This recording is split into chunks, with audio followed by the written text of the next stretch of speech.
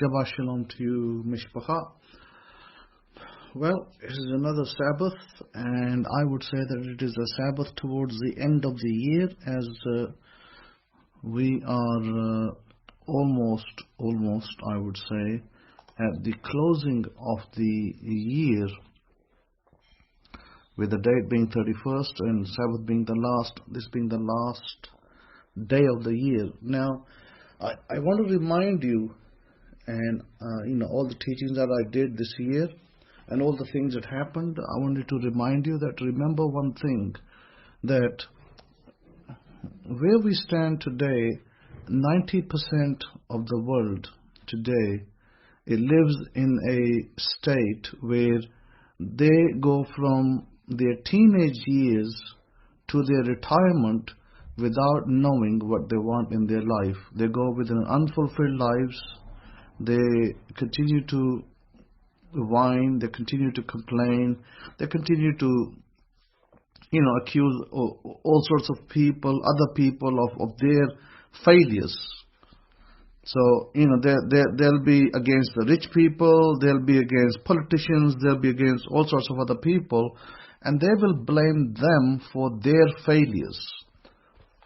These are the 90% people that will never know what it is like to live a fulfilled life. They will never know it. They go robotically from this, from their zero age to 66, 67 until they retire, and then they just kind of wither away and they just, fade away in their life with so many unfulfilled dreams, unfulfilled desires. Why? Because they do not know that they are creating their own lives and their own messes. This is the sad part, that they don't know that, but they are the ones that are mostly the creators of their own mess. Now, that leaves 10% of the people that actually know what they want. And you happen to be, my students happen to be amongst the 10% of the people who actually know what they want and who actually know what they like to have in their lives and are working to have those things. So that puts you in a really special category where you can achieve your dreams, your desires, your happiness the way God intended you to receive it. You're not going to die a death of unfulfilled hope, unfulfilled desires, unfulfilled dreams. So you will be a person who will receive all his desires, live a fulfilled life, and then pass on to the next life, only to return, of course. But you will go from strength to strength, from knowledge to knowledge, wisdom to wisdom. So that is actually a good thing. That is a great thing. That's where you stand. Now, as you know, that I counsel my students privately, those who want to know how to, when they have certain issues, problems, or areas of concern in their life, and they write to me and I can assist them. My email address is there on the website. It's on YouTube. And so you have easy access to me through email. And some of you may even have my phone number, so you can access me through the phone number. Now, on the world stage, before we continue, in the world stage, we have China, which may be pushing a tridemic, a third wave of COVID-19, a variant that they are pushing out. And it was only yesterday's news. It's just a headline that I read, and it said that all the Chinese flights, all the Chinese people that are arriving in Italy, half of them are infected with COVID-19. So China is blatantly allowing people to leave their country infected with the disease, and they're traveling all over the place, left, right, and center, and carrying the disease with them. They've already carried it to India, they've carried it to UK, and they've potentially have carried it to Italy, and of course they are further pushing this disease into other countries. So when Mr. Trump was president, one good thing that he did, he stopped all the Chinese flights. He just had put a stop to it. And that was it. That was just stop them in their track from coming in with the disease. Now, I think President Biden did a good thing. I probably would have gone a little bit further. President Biden said that every Chinese person that comes into the U.S., they must have a negative COVID test to prove that they don't have the illness. Not the same thing as in Italy, where they're going positive and then they're going to be infecting other people. I would have probably suggested a little bit harder approach of saying, you know what, China is the one that's pushing out the disease again, shut down the flights for 3 months. I would have just shut it down for 3 months and said, wait till 3 months till you can show control and restraint, and then you can come into the country with a negative test. I know that's a little harsh, but to protect American lives, you got to count the cost.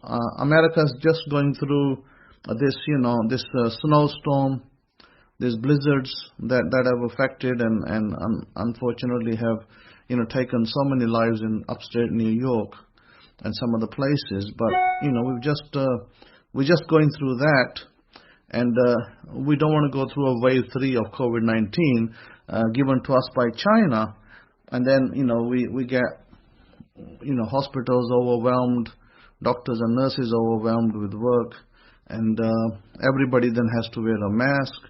Then they'll be saying everybody has to have a shot, vaccines, maybe more vaccines, and where all that goes.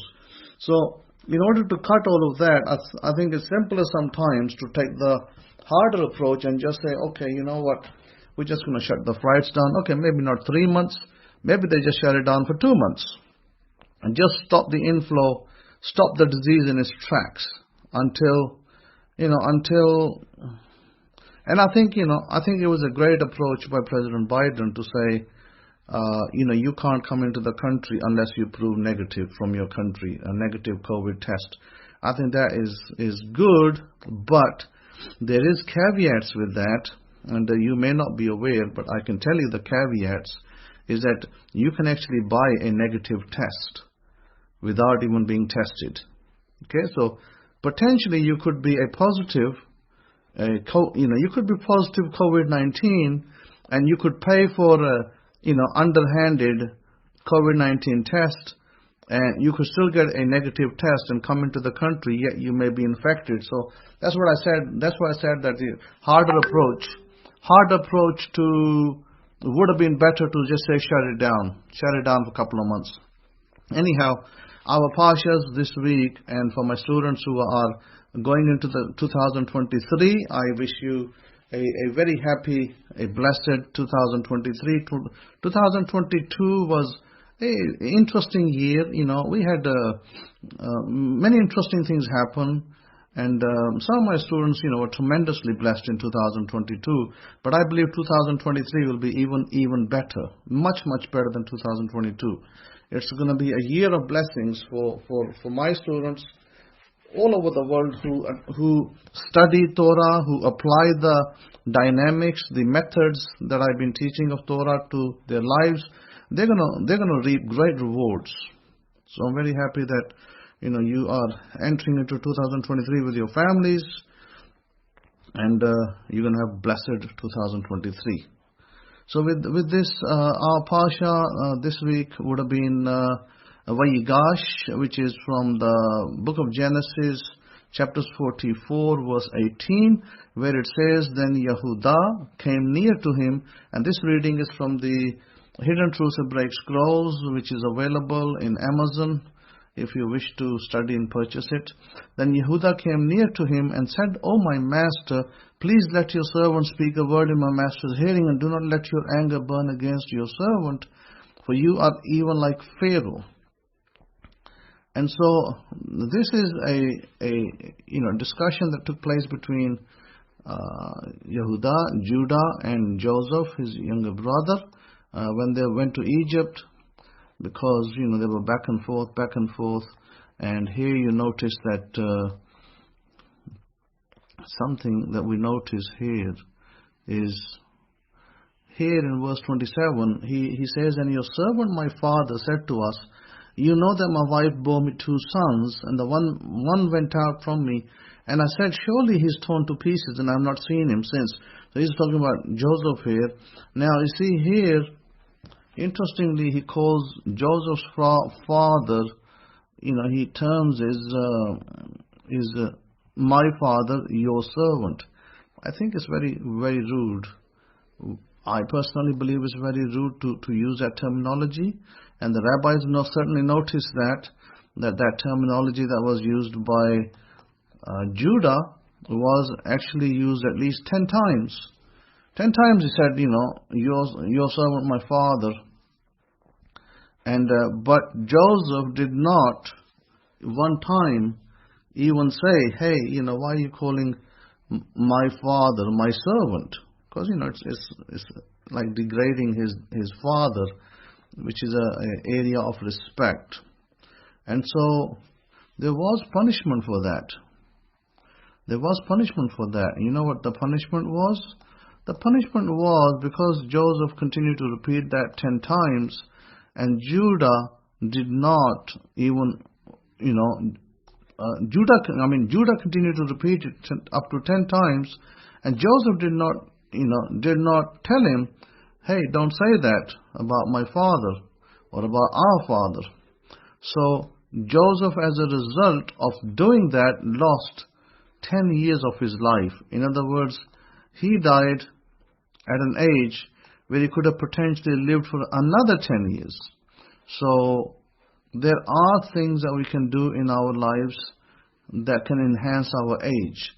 This was a period in Israel of famine, when the 70 souls from Israel, Jacob and the family, they went to Israel and they settled over there. And they were, Jacob was reunited with his son Joseph after 22 years. So for 22 years of grief, he was in constant grief for 22 years. Can you imagine? Can you imagine a man in grief for 22 years? How difficult it would be to actually live with a person like that. And, the rabbis know that during that 22 years, the Holy Spirit had left him. He did not have prophecy for 22 years until he found Joseph, and then the Holy Spirit returned to him after that. And Joseph, in the meantime, had gathered the wealth of Egypt by selling food to the people and the seed during the famine. And then Pharaoh gave fertile county of Goshen to settle to this family and their children. Real fertile, great area he gave them, which is kind of interesting and kind of good. But still, little mistakes were made, and the mistakes that were made are the ones that actually caused different things to happen. We note that there are different verbs in the Torah. So we notice in the Midrash that Rabbi Judah said that the verb he approached, used in Genesis 44:18, where Yigash, which is a Pasha, it implies an approach to battle, and Rabbi Nachman said it implies reconciliation, and then some of the other sages noted different things. Rabbi Eliezer, he said we should combine all these views, and he said that Judah approached Joseph for all three sayings. If it be war, I approach for war. If it be conciliation, I approach for conciliation. If it be for entreaty, I approach to entreat. Now, when he used this verb, when he continued saying, your servant our father, Joseph heard him say that 10 times. Not once did Joseph tell him, hey, don't do that. That is not, that is disrespectful. So because of that, the rabbis note that Joseph only lived for 110 years and not 120, which he would have lived otherwise. So he lost 10 years of his life. And then we notice that when he says in verse 33 of chapters 44, let your servant remain instead of the lad as a slave to my Lord.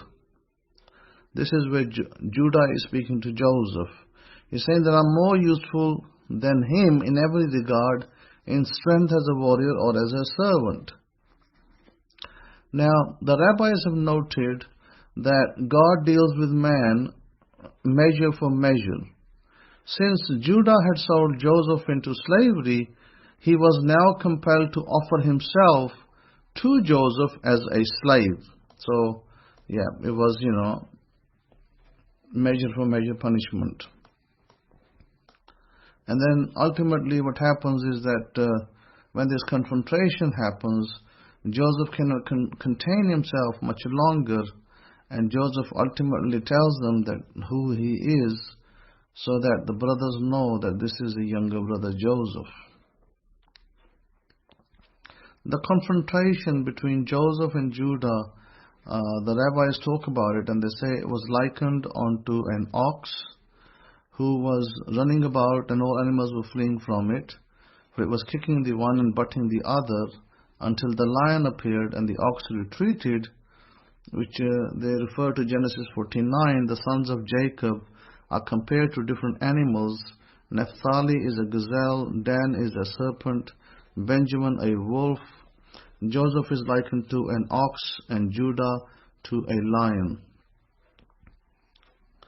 And regarding the encounter between Judah and Joseph, it is said, counsel in the heart of man is like deep water, but a man of understanding will draw it out. So, by the Proverbs 25, verse 5, this may be compared to it can be compared to a deep well of cold and excellent water, yet none could drink it. So, the various analogies are drawn out from these chapters.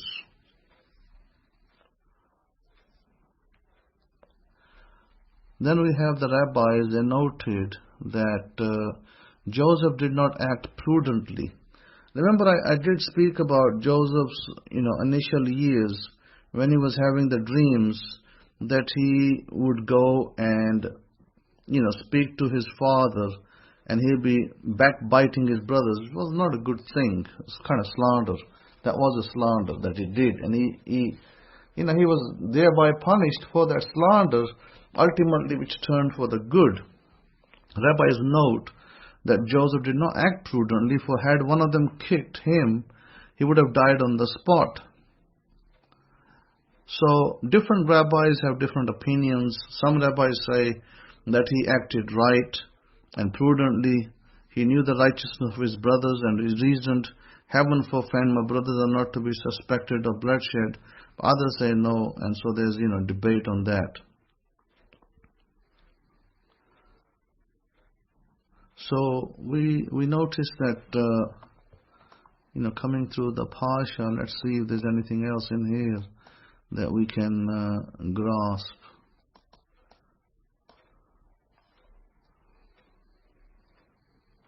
So, here the Talmud notes one thing. The Talmud notes that the law of Igla Arufah is that a person is responsible also for what occurs outside of his domain, outside the area where he is fully in control.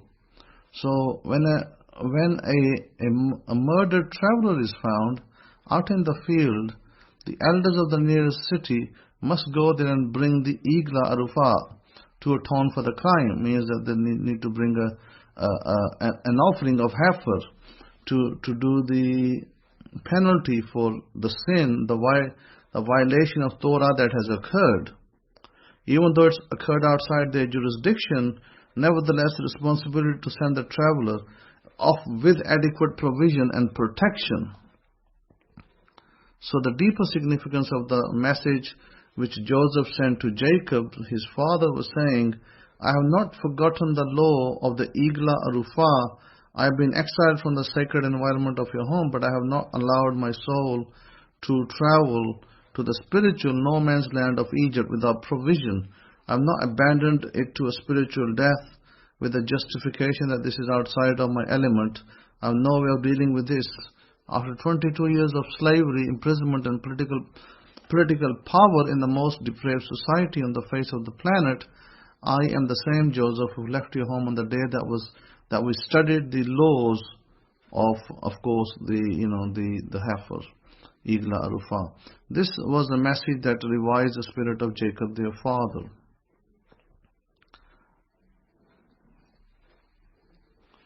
So let's see if we can note any other familiarity with this passage. Let me go through the verses and see if there's anything else relevant that I may have missed.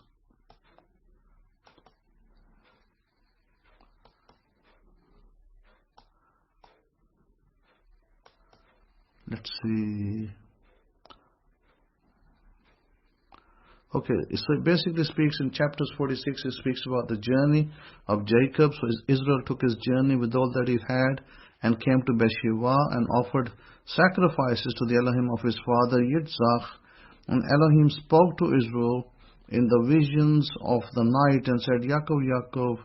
And he said, Here I am. And he said, I am El. I am the power, the Elohim of your father. Do not fear to go down to Mitzrayim, Egypt, for I will make of you a great nation there. I will go down with you to Mitzrayim, and I will surely bring you up again, and Joseph's own hand will close your eyes. And Yaakov arose from Beersheba, and the sons of Israel carried their father Yaakov, the little ones and their wives, in the carts which Pharaoh had sent to carry them. So this is where the family was taken into Egypt. And of course, the next number of years were very prosperous from the family. They were very prosperous. They prospered greatly. They multiplied. The families multiplied from number 70 up. But then what happened after the number 70? Then, it says that the king came, whether it was a new king or whether it was the same king having different policies, a new king arose, or new policies arose that caused them to start to enslave the people. So they enslaved the Hebrews, enticed the Hebrews, to do employment for them, and they enslaved them slowly and surely over time that they just could not come out of it. Slavery was so bad that they could not contend with it. It became unbearable at one point, and that is when God had to send Moses to rescue these people. Now, I have often spoken about the law of imminence, the law of expectancy. We thoroughly believe in the law of expectancy because our people expected a Messiah figure to come and take them out of Egypt. And so, it may have taken a number of years, but it did come. So the law is proven to be true. Similarly, you have the law of gravity, which is true. You have the law of propulsion, which is true. So similarly, there are laws, the law of manifestation, which is true. We find a lot of that in our books, talking about the laws of how to manifest. I've spoken about those laws both privately and publicly, and written books on them. The law of manifesting, there's a book written on that as well, Bullseye, in Amazon Press, and so those of you who wish to understand that can get that. So with that, I want to cut this short. I want to wish you all a very, very happy new year, very prosperous year, a year of health, abundance, and joy with your families. Until 2023, we will meet again on the Shabbat. Have a wonderful, wonderful week. Shabbat Shalom and Shalom Shalom to you. If you would like to donate to the Rabbi, you can send a donation through to PayPal, which is SHIMOUN63 @yahoo.com, Shimon63 @yahoo.com, or you can send through the Cash App.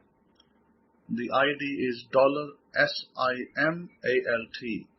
Sierra India Mike Alpha Lima Tango. That's SIMALT. Thank you for furthering the work of healing to the world.